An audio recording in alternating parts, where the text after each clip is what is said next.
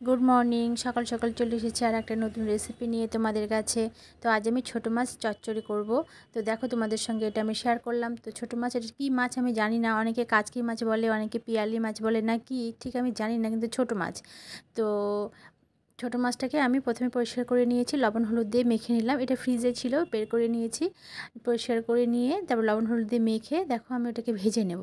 কাঁচা চচ্চড়ি খেতে কিন্তু খুব ভালো লাগে, কিন্তু আমাদের বাড়িতে আবার কাঁচা চচ্চড়ি খায় না, কাঁচা মাছই খায় না। তো সেই জন্য মাছগুলোকে আমি ভালো মতো একদম মচমচা করে ভেজে নেব। এদিকে ঝুড়ো করে আলু, একটা ঝিঙে আর ঝুড়ি পেঁয়াজ কেটে নিয়েছি, আর কাঁচা লঙ্কা রেখেছি, আর লিখেছি টমেটো একটা।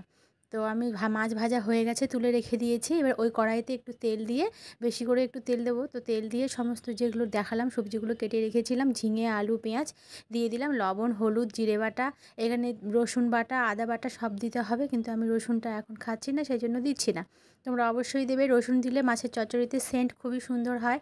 তো দিয়ে আমি এটাকে তেল তো প্রথমে দিয়েছিলাম, দিয়ে ভালো করে মেখে নিলাম, জিরে বাটা দিলাম, মেখে নিয়ে একটু জল দিয়ে দেবো, কারণ আলুটা সেদ্ধ হওয়ার জন্য। আর মাছ ভাজাটা, যে মাছ ভেজে রেখেছিলাম, দেখেছো কতটা আমি ভেজেছি, পুরো মচমচা করে ভেজেছি। তো ভাজা মাছটা দিয়ে দেবো, দিয়ে ফুটে উঠলে এটাকে ঢাকা দিয়ে রেখে দেবো 3 থেকে 4 মিনিটের মতো, জাস্ট আলুটা সেদ্ধ হওয়ার জন্য। তারপরে ঢাকা খুলেই আমি একবারে চচ্চড়ি করে নেব, মানে একদম কড়াইয়ের গায়ে গায়ে লাগে। দেখো কড়াইটা একটু পোড়া পোড়া হয়ে গেছে মাছগুলো, তখনই আমি ফ্লেমটা অফ করে দেবো। তোমাদের কেমন লাগলো অবশ্যই জানাবে।